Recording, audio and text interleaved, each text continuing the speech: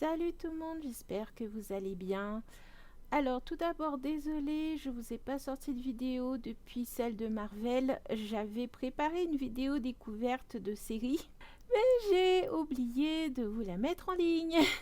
Mais elle est prête, je vous la mettrai par la suite. En tout cas, revenons au principal sujet de la chose, c'est-à-dire au sujet de cette vidéo.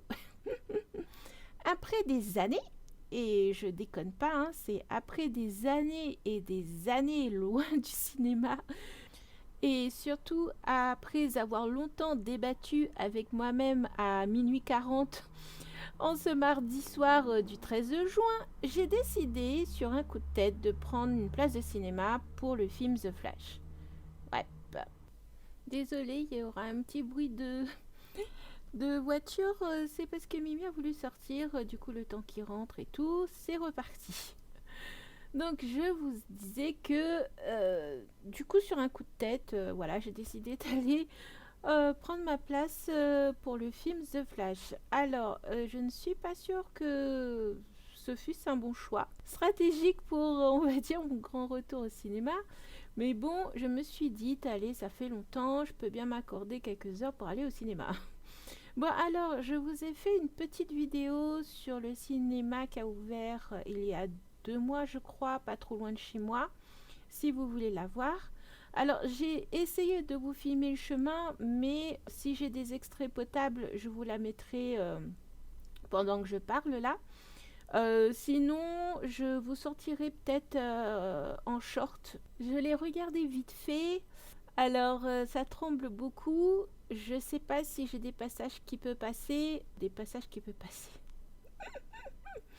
Je sais pas s'il y a des passages potables. En tout cas, si vous voyez un extrait, c'est que c'est bon. Enfin, que j'aurais estimé que c'était bon. Mais voilà, mon support téléphone en plus a cassé. Donc, il était en fin de vie, le pauvre. Et sans parler que bah, ça tremble aussi par rapport à la route, je pense. Donc, voilà pour ça. Alors, je me suis un peu perdue dans l'immense parking au sous-sol. J'ai vu des boîtiers pour les tickets de parking. Alors, j'étais là, devant, appuyer sur les boutons. Heureusement qu'une personne m'a dit que c'était pas encore activé, sinon je serais encore devant, je pense. Bon, peut-être pas, mais bon, voilà quoi. Mais sinon, ça, le cinéma, il est vraiment magnifique. Il est grand, avec un espace de jeu et 2 espaces snacks. Il y a des toilettes partout. Franchement,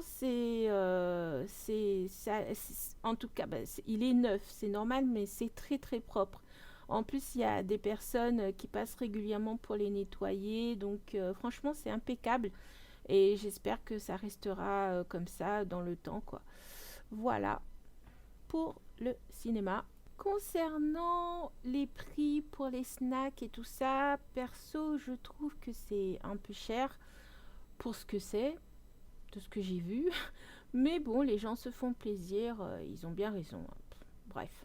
Concernant la salle où ils ont diffusé le film, ben étonnamment, elle n'était pas très grande pour un film où je pensais qu'il y aurait beaucoup de monde, alors que pas du tout.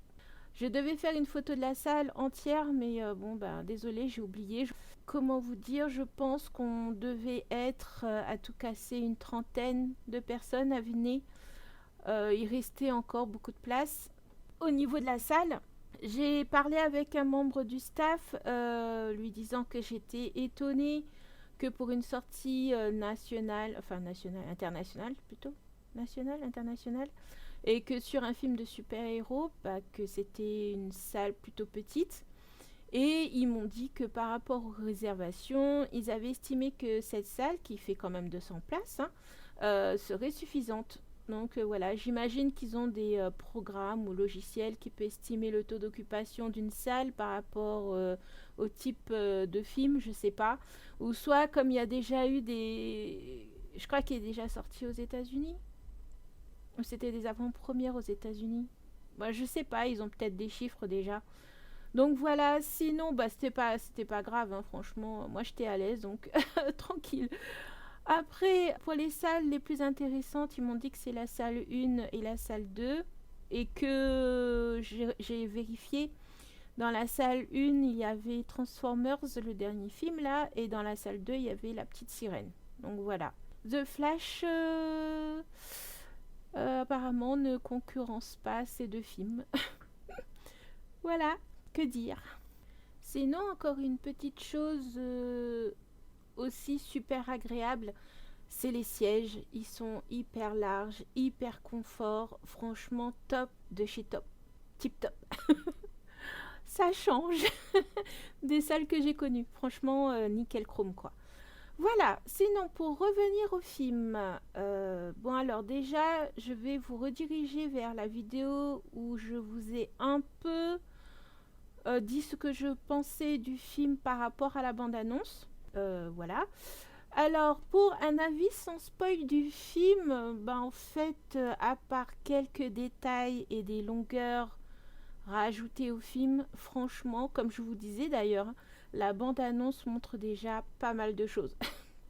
Et même si dans ma vidéo j'ai mal compris certains trucs, dans l'ensemble j'ai plutôt vu je pense ce qui allait se passer, sauf à la fin. Mais bon, ça on reviendra après.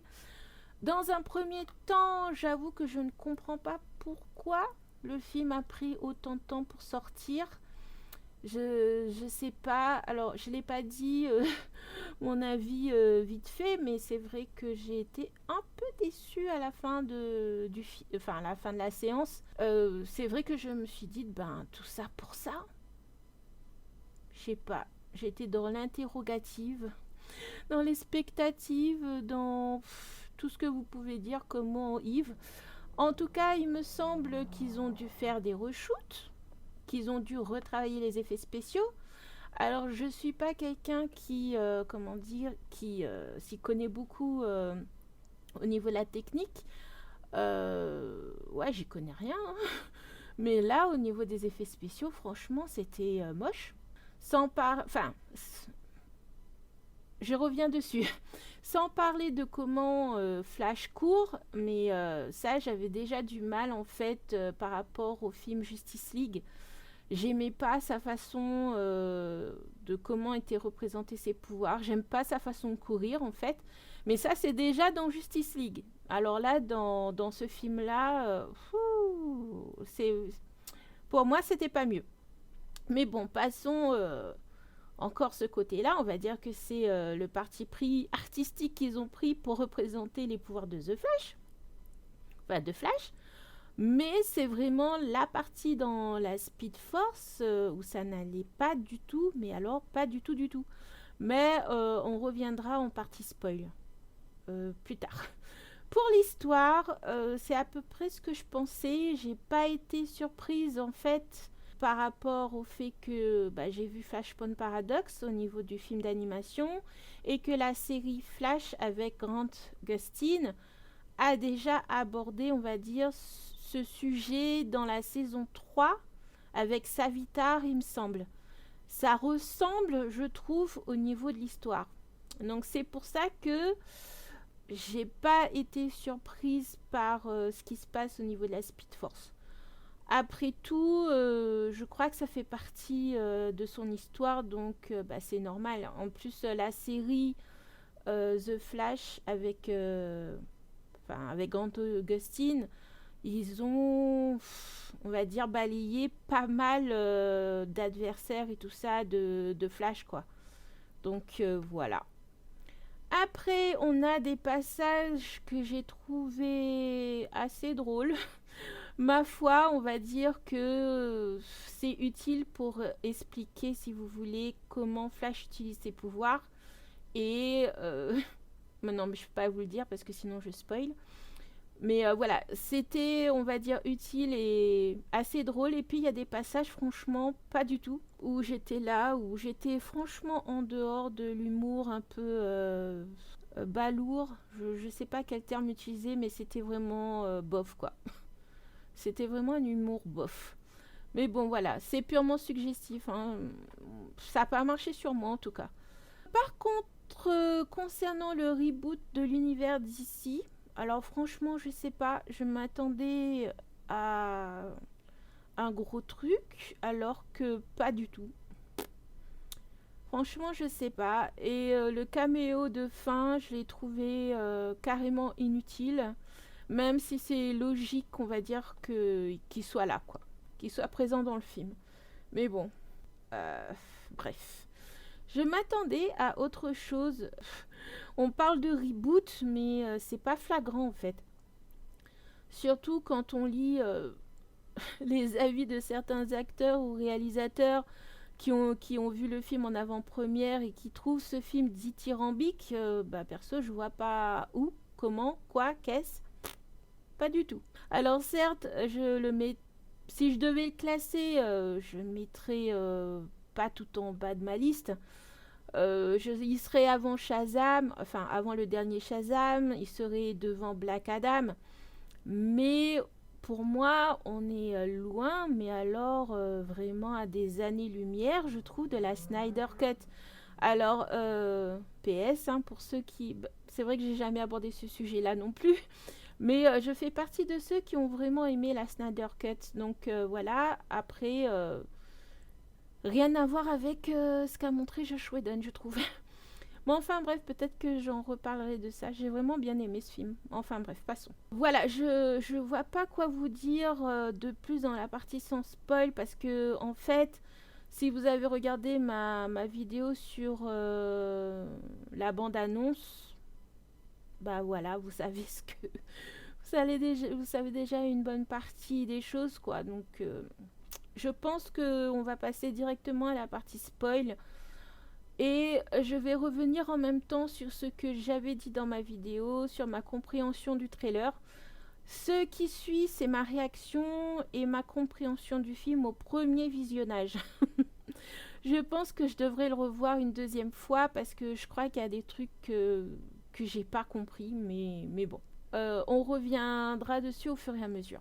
Pour l'histoire, malgré une discussion avec le Bruce de Ben, Barry décide de quand même remonter le temps et de changer l'élément qui, pour lui, a changé la destinée de sa famille.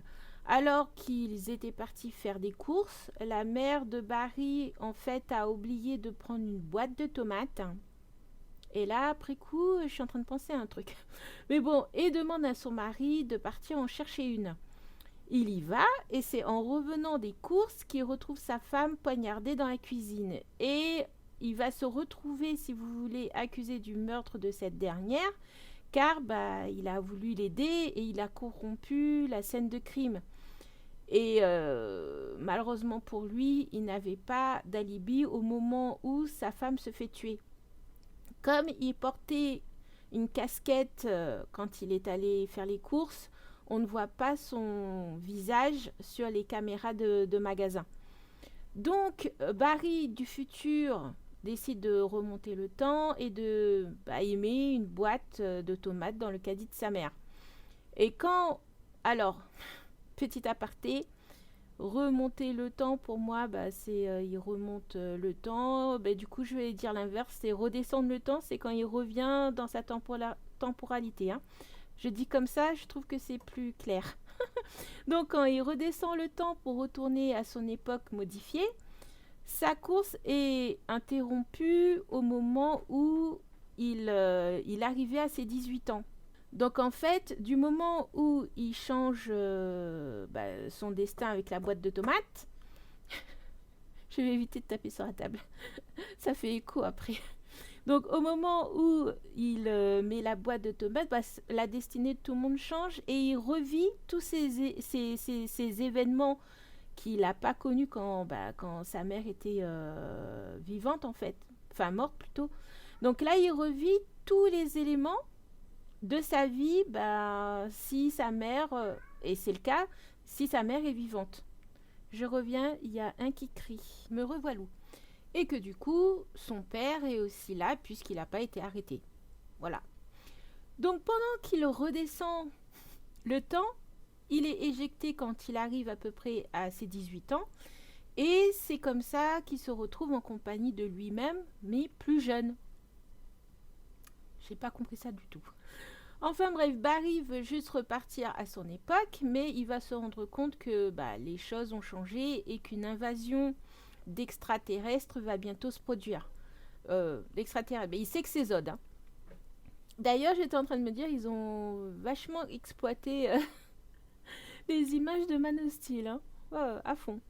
Bref, alors Barry va essayer de tout arranger, bien évidemment, notamment en premier lieu en recherchant ses partenaires de la Justice League. Alors le seul qu'il retrouve, c'est Bruce, un Bruce complètement différent de celui qu'il connaît. Et il va finir par se rendre compte que ce qu'il a fait a tout modifié. Alors pour les autres membres de la Justice League, on voit juste Barry essayer de les trouver sur l'ordinateur et puis voilà, c'est tout quoi. Il n'y a pas vraiment d'explication sur le pourquoi du comment qu'ils sont pas là en fait. Voilà. Bref, ils vont trouver Kara qui a été capturée et emprisonnée sur Terre. Ils vont aller la libérer et elle décide, après un moment de réflexion, on va dire, elle décide de finalement les aider à repousser Zod. Voilà pour cette partie-là. Concernant Zod, alors, il est venu sur Terre pour récupérer en fait le sang de Kara qui serait, selon lui, la solution pour la résurrection d'une nouvelle Krypton. Alors, à un moment donné, Kara pose la question par rapport à Kal-El. Et d'ailleurs, ce serait logique que ce soit le sang de Kal-El, puisque c'est Zor-El, j'espère que je ne me trompe pas dans les noms, qui était un savant scientifique, et s'il a fait quelque chose, c'est certainement par rapport à Kal-El, son fils, et pas par rapport à la cousine Kara, mais selon Zod, Kal-El servait à rien, et que du coup, c'est elle qui est la plus importante de l'histoire. Bon, pour moi, je trouve que c'est un peu tiré par les cheveux, mais bon, bref, passons. Kara se fait donc avoir par Zod, et le jeune Barry ne veut pas que ça se termine comme ça, et il demande à Barry du futur de repartir dans la Speed Force avec lui pour réparer leur erreur. Alors, après plusieurs tentatives et surtout beaucoup d'échecs, Barry du futur va comprendre qu'en fait, qu'ils font complètement fausse route, alors que le jeune Barry, il va s'entêter et va vouloir recommencer le sauvetage de son monde un nombre incalculable de fois. Et c'est là qu'on va apprendre et comprendre en fait que celui qui a éjecté Barry de la Speed Force, en fait, la première fois, c'était le jeune Barry plus vieux qui s'est retrouvé en fait dans une espèce de boucle temporelle. Donc voilà, je vous raconte pas la fin de cette partie-là, je vous laisse un peu de suspense. Mais bon, voilà en gros l'histoire. À force de vouloir en fait sauver son monde, le jeune et le vieux Barry vont finir par saccager, si vous voulez, le multivers et se faire, si j'ai bien compris, s'entrechoquer les réalités de tous ces différents mondes. Alors, voilà grosso modo pour l'histoire globale. Mais je vais revenir maintenant en détail par rapport à ma vidéo sur la bande-annonce. Concernant les deux Barry, alors finalement ce n'est pas tout à fait ce que je pensais, c'est-à-dire que le Barry qu'on connaît débarque dans la ligne temporelle d'un autre Barry, quoique ça dépend de l'interprétation qu'on leur donne. Mais bon, après avoir modifié l'élément de la boîte de tomates de son passé, Barry repart vers son futur qui a été modifié et, comme je vous disais, il revit tous les moments de sa vie qu'il a loupé si ses parents étaient restés avec lui en fait. Il est donc éjecté de la Speed Force par le jeune Barry qui va devenir le vieux Barry au moment où il a 18 ans sur sa ligne temporelle modifiée. Et il va se retrouver avec lui-même plus jeune. Franchement, c'est pas super flagrant dans le film. Ils ont exactement le même physique. Je trouve pas qu'il fait spécialement au niveau du visage plus jeune que le Barry du futur. Après, c'est vrai que j'ai pas pensé à vérifier la différence d'âge entre le Barry de 18 ans et le Barry, il a quel âge quand il est dans la Justice League. Il me semble qu'il a quand même dans la trentaine, non? je sais pas. Peut-être trentaine, ça fait peut-être vieux, alors peut-être dans 25-26 ans. Mais moi, je trouve pas... S'ils ont fait un effet spécial sur son visage pour le faire paraître plus jeune, bah ça se voit pas du tout. En tout cas, moi, j'ai rien remarqué. Je trouve que bah, c'est exactement lui-même, quoi, en fait. Bref. Mais comme dit bah, justement le Barry du futur, il devrait pas exister dans le même espace-temps en même temps. Et je suis d'accord avec ça, quoi. Je pense, moi, qu'il aurait dû fusionner avec le jeune Barry. Mais, je sais pas. Je me dis que vu qu'ils ont pas le même âge et tout ça, peut-être que bah, ça s'est pas fait. C'est pas expliqué non plus, hein, le fait qu'il soit en double. D'ailleurs, Barry se pose lui-même, le Barry du futur se pose lui-même la question. Donc c'est que c'est que bah voilà, ils savent qu'il y a peut-être une petite incohérence à ce niveau-là et ils le disent, mais ils y répondent pas quoi. Mais bon, enfin bref, passons. Concernant les expériences sur Barry, alors c'est un mélange de ce que je vous ai raconté dans mon autre vidéo. Barry n'a pas perdu ses pouvoirs en modifiant bah, son passé. C'est pas du tout ça, c'est en voulant donner des pouvoirs au jeune Barry. Et d'ailleurs, je vous avais dit qu'il y aurait peut-être... le Barry qu'on voit, c'était peut-être le jeune Barry. J'étais pas trop sûre par rapport à la coupe de cheveux, mais rien à voir. Et que du coup, quand Barry du futur... Désolée, j'appelle comme ça pour que ce soit plus clair. Quand le Barry du futur reproduit l'expérience sur le jeune Barry pour qu'il récupère lui aussi des pouvoirs, bah en fait il y a une espèce réaction et les pouvoirs du Barry du futur est transféré vers le Barry jeune. Donc, et c'est là qu'il perd ses pouvoirs. Et effectivement, par la suite, il va essayer de les récupérer comme dans le film d'animation Flashpoint Paradox par rapport aux expériences qu'il reproduit par la suite. Donc voilà. Alors, on a certes un petit coup de main, une petite intervention de Kara. Alors, on va dire que c'est qu'elle ait quelque chose à faire, je sais pas. Mais c'était pas vraiment utile, hein. Enfin, selon moi, je sais pas trop. Concernant la Justice League, c'est pas vraiment expliqué pourquoi ils n'existent pas dans cette temporalité. On va mettre ça sur l'effet papillon, mais ils zappent les explications. Voilà. Pour le Bruce de Keaton, j'ai bien aimé son introduction, mine de rien. Il aurait raccroché sa cape car plus de menaces au niveau de Gotham. Alors ça me paraît un peu probable. Mais bon, soit, disons que dans cette ligne, il a réussi à combattre le crime. Mais bon, voilà. On va dire que j'ai trouvé ça assez intéressant. Comment ben, le Bruce de Keaton est montré pour la première fois. C'est clair qu'on est loin des trucs un peu classe qu'on monte d'habitude sur Bruce Wayne. Mais bon, c'était sympa. Moi, personnellement, j'ai bien aimé. Donc voilà. Sinon, ben, Bruce décide de reprendre la cape pour aider Barry. Est-ce qu'on dit pourquoi Ben non. Il y a Barry à un certain moment qui fait un discours à Bruce.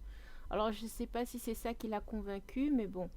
En tout cas, il finit par retrouver Kara, comme je pensais, et accessoirement, ben, aussi aider, j'imagine, à repousser l'invasion de Zod. Alors je me rappelle plus si à ce moment-là, on sait déjà pour Zod ou pas. J'ai un trou de mémoire, mais bon, voilà. Alors je trouve que il est toujours aussi badass en Batman. Pas de souci de ce côté-là. Enfin, lui ou son cascadeur, je sais pas. Mais en tout cas, je trouve que il déchire hein, le Batman qu'on nous a montré dans le film. Après, j'ai pas vraiment ressenti le côté, on va dire, nostalgique par rapport à Keaton. Pas du tout. Je trouve qu'il assure, qu'il est bien, qu'il fait très bien le rôle et tout, pas de problème. Alors, est-ce qu'il... Bah, après, c'est un Batman plus vieux, c'est un Batman qui a connu beaucoup de choses. c'est aussi un Batman d'une autre temporalité, donc on peut pas vraiment, je pense, le comparer au Batman j'ai un trou de mémoire, bougez pas. Oh là là, le gros trou de mémoire. Donc je vous disais, on peut pas vraiment le comparer au Batman de Tim Burton en fait, parce que je pense pas non plus que ce soit ce même Batman là. Je sais pas. Je sais pas. Je sais pas comment on peut expliquer ça en fait. Bref, revenons à ce que je vous disais. Concernant, bon voilà pour Batman, hein, j'ai pas plus à dire par rapport à ça. Concernant DC qui explique le voyage dans le temps avec des spaghettis. Bon, alors pour Bruce, Barry, en modifiant un élément de son passé, va redescendre le temps du passé modifié pour revenir à son époque. Mais que c'est également applicable dans le sens inverse. C'est-à-dire que s'il veut remonter le temps pour corriger son erreur, ben, il va remonter le temps de sa ligne modifiée. Et que ce sera donc plus la bonne ligne temporelle. Alors, j'ai pas compris le truc avec le plat de pâtes. J'avoue que on m'a perdu, je crois, vers ce niveau-là. Et tant qu'à la spaghetti cassée, j'avoue que j'ai pas compris la métaphore. Alors, il faudrait que je réécoute ce passage parce que en fait, j'étais complètement distraite par la sauce bolognaise. Mais bon, si Barry remonte, bah, selon moi, au point de la ligne du temps où tout a convergé, bah, normalement, il peut corriger son erreur. Ou franchement, j'ai absolument rien compris. Et, et vu la métaphore des plats de pâtes, bah, c'est bien possible. De toute façon, moi, je préfère les pâtes carbo. Alors, ça n'a pas de sens hein, ce que je viens de raconter. Bah, c'est normal parce que moi-même, je sais plus, je sais pas. Je suis perdue. Ils ont des manières d'expliquer le voyage dans le temps. C'est à se demander si eux-mêmes ils comprennent ce qu'ils racontent. Alors, j'ai l'impression d'avoir compris. Mais après, quand ils ont commencé avec les spaghettis et tout ça, bah, je suis plus aussi sûre. C'est pour ça que je dis que je pense avoir besoin d'un deuxième visionnage parce que ça m'a complètement perdu. Donc voilà, sinon pour Kara, alors c'est comme je le dis dans l'autre vidéo, elle n'est pas super bien exploitée je trouve et limite je sais même pas si elle sera présente dans les prochains projets parce que ben attention spoil mais bah voilà elle meurt finalement je sais pas combien de fois dans ce film donc je sais pas, j'imagine qu'ils peuvent très bien aussi faire une autre version d'elle-même quelque part en fait. Parce qu'après tout, le Batman de Keaton, c'est peut-être pas le Batman de Tim Burton, hein.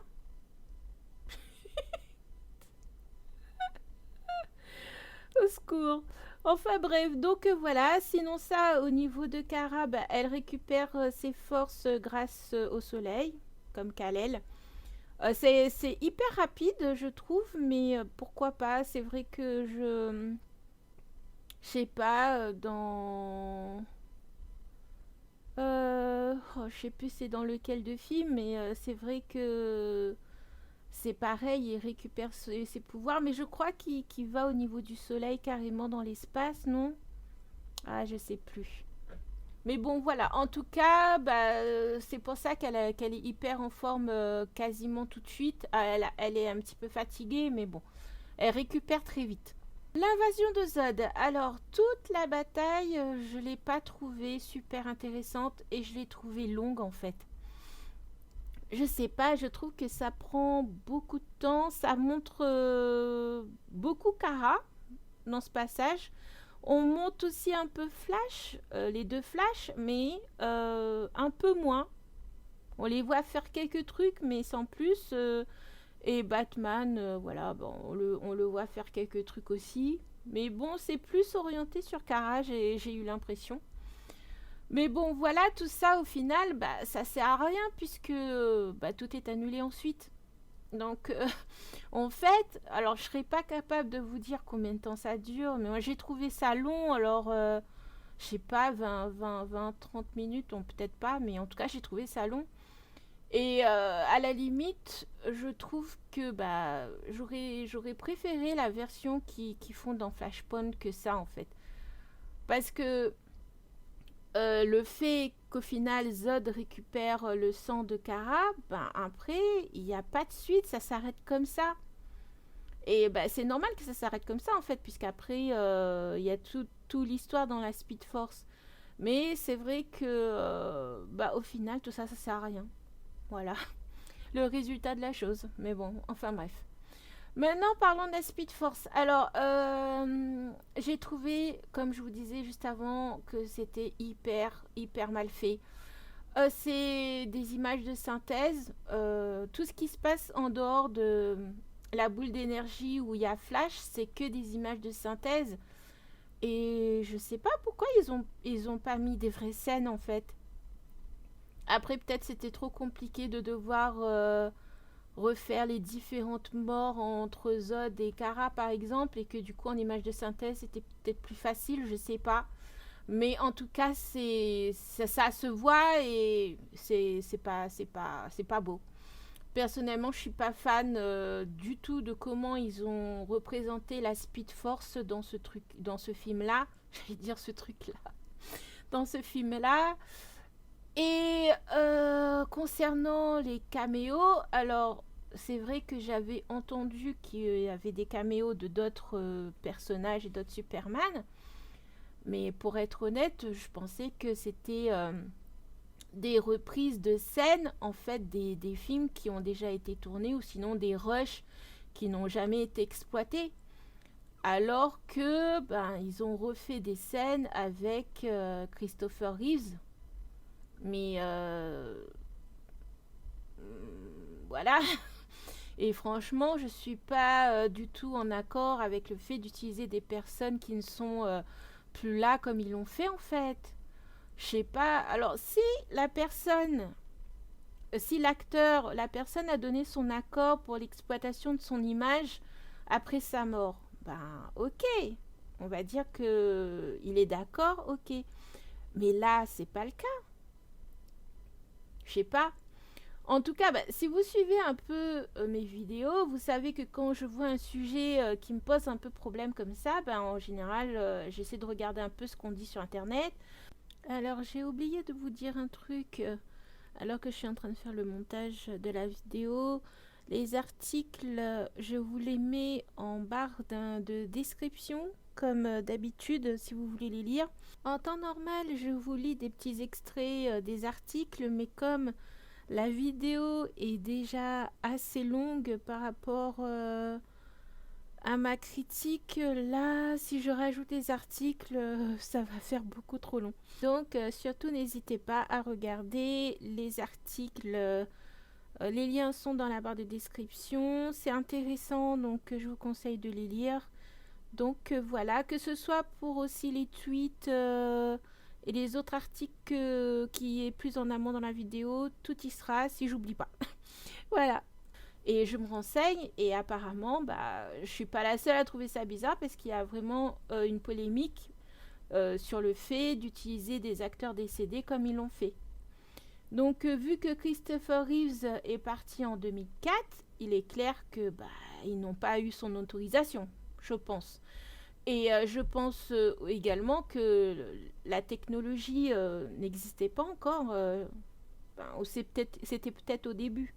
Je ne sais pas s'ils ont eu l'autorisation de sa famille ou je ne sais pas non plus si ben, notre image tombe dans le domaine public des années après notre mort. Je ne sais pas du tout comment ça se passe. Après, c'est vrai que l'image d'un acteur, c'est peut-être un peu spécial puisque ben, ils ont certainement peut-être des clauses particulières au niveau de leur contrat.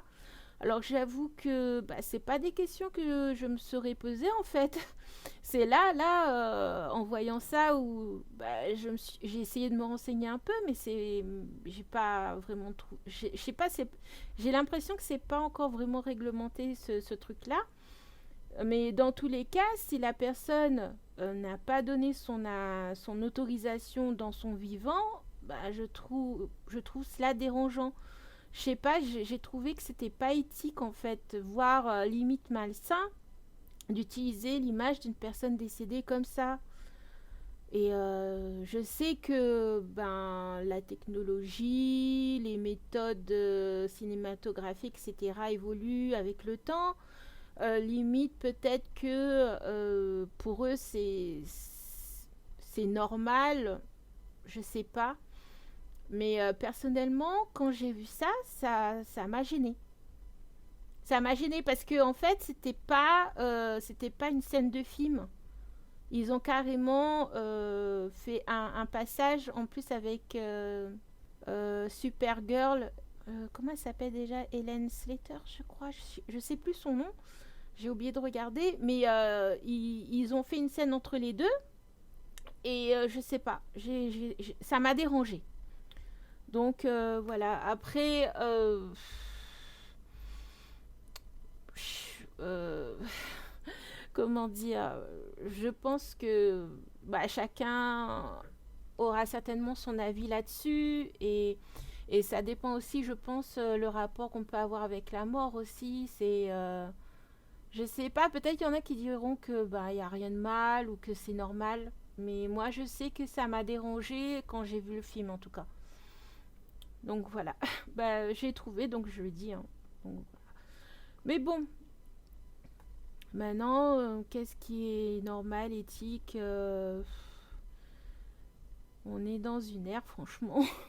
Enfin bref, concernant toute la partie avec le jeune et le vieux Barry, comme je vous le disais, ça a été abordé.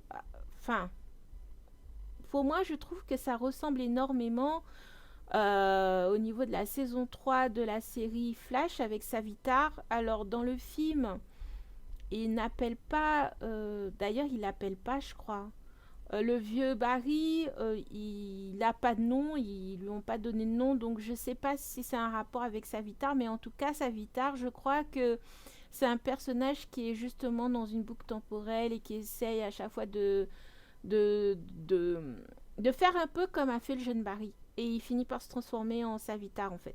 Donc voilà.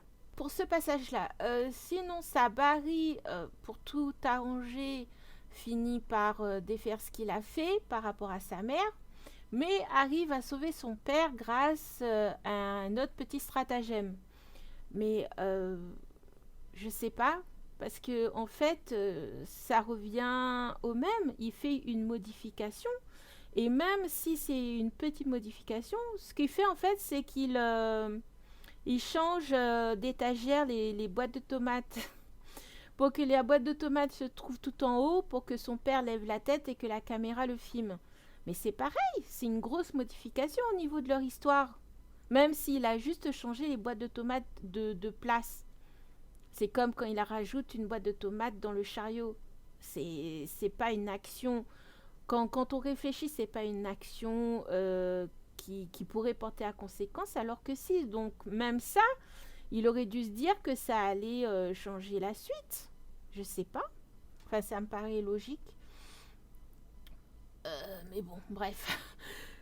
Sinon, au niveau de l'histoire, je vous ai un peu raconté plutôt tout ce qui s'est passé. Je vous ai détaillé un petit peu, mais il y a juste un point où c'est pas abordé dans le film. C'est qui a tué la mère de Barry. Toute cette partie-là, on ne voit pas les flics, on ne voit pas la maison perquisitionnée, on ne voit pas tout ça. On ne parle pas du tout de l'assassin de la mère de Barry. Et tout ça a été pas montré pour l'instant, donc j'imagine. Alors, si ça suit, parce que moi là, je vous parle par rapport à la série, parce que la série, je l'ai suivie, je crois, jusqu'à la saison 7. Je sais plus que je sais plus où j'en suis au niveau de Flash. Mais je crois que je suis à jour jusqu'à la saison 7 à peu près. Et c'est vrai qu'on aborde cette thématique-là, bien évidemment, dans la série. Et c'est vrai que l'assassin de la mère de Barry, c'est un personnage particulier. Du coup, je sais pas si ils en parlent pas parce que peut-être ça peut faire partie d'une suite ou c'est pour introduire ce personnage par la suite, ou ça n'a absolument aucun rapport et que, quoi que ça fait partie de l'histoire de Flash, hein. Donc, bref, ils vont peut-être l'aborder s'il y a un deuxième film. Je sais pas. Sinon, alors, le caméo de George Clooney. À la fin, franchement, bof quoi. Ça m'a fait ni chaud ni froid. Vraiment. Alors attendez, je mets sur pause. Il y a l'autre qui veut sortir et on va entendre les voitures. Quittez pas. Alors qu'il apparaisse dans le film, c'est logique. Enfin, logique. On nous a montré le Bruce de Ben, on nous a montré le Bruce de Keaton. Alors, il me semble que Val Kilmer est malade, donc je pense pas qu'il aurait pu faire une apparition, mais que George Clooney vienne. Voilà ce que j'en pense. Alors, sinon, là, on va parler de la scène post-générique. Alors, déjà, j'étais pas sûre qu'il y en aurait une, mais alors, j'ai jamais vu une scène aussi ridicule. Et il faudrait que je liste. Mais franchement, elle était ridicule. Alors, si c'est comme ça qu'ils annoncent le film Aquaman, punaise. En gros, pour vous raconter, on voit Barry qui sort Arthur d'un bar et Arthur tombe, tombe le nez la première dans une espèce de flaque d'eau. Et dit à Barry, oui, laisse-moi là. Bref, Barry se casse et le laisse comme ça, quoi. Franchement, what the fuck. Alors, si le film The Flash a rebooté, entre guillemets, l'univers, je viens d'y penser, mais Aquaman 2 fait partie du nouveau DCE, du coup. Parce que pour moi, Aquaman, c'était fini. Le Aquaman qu'on connaît, pour moi, c'était terminé. Mais c'est vrai que si Flash, le film, c'est le début d'un nouveau reboot, comme Aquaman 2 sort en décembre, et en fait, j'avais complètement oublié que Aquaman 2 n'était pas encore sorti, en fait. 2 ou 3. Je sais même plus combien d'Aquaman on a eu. Mais en tout cas, je sais pas. Comme quoi, j'avais même pas pensé à ça. Enfin, bref. Sinon, pour revenir sur Ezra Miller, franchement, je sais pas. Je sais pas si il va continuer à être Flash ou pas. Alors, la fin du film laisse penser qu'une suite est possible. Sauf si ça s'arrête là, bien sûr. En tout cas, le film doit rapporter, de ce que j'ai lu sur un site, un certain montant pour que la suite soit lancée. En tout cas, de ce que j'ai lu, le scénario était déjà prêt, quoi. Donc voilà. Sinon, Ezra Miller s'en sort dans le film. Même si, quand il fait la version un peu jeune, bref, voilà. Mais sinon, il s'en sort. Et puis, il faut pas oublier qu'il joue 2 personnages en même temps aussi. Donc, voilà. Mais après, comme je vous disais, il a aussi beaucoup de polémiques sur son dos. Donc, si vous voulez en savoir plus, comme je vous disais la dernière fois, il y a des vidéos qui en parlent sur YouTube.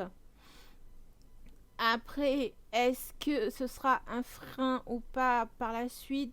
Je pense que si le film est un succès et qu'ils font un 2, ils vont s'en foutre des polémiques sur Ezra Miller. Et puis si jamais c'est un bide ou que ça marche pas, ils mettront ça certainement sur la faute sur son dos.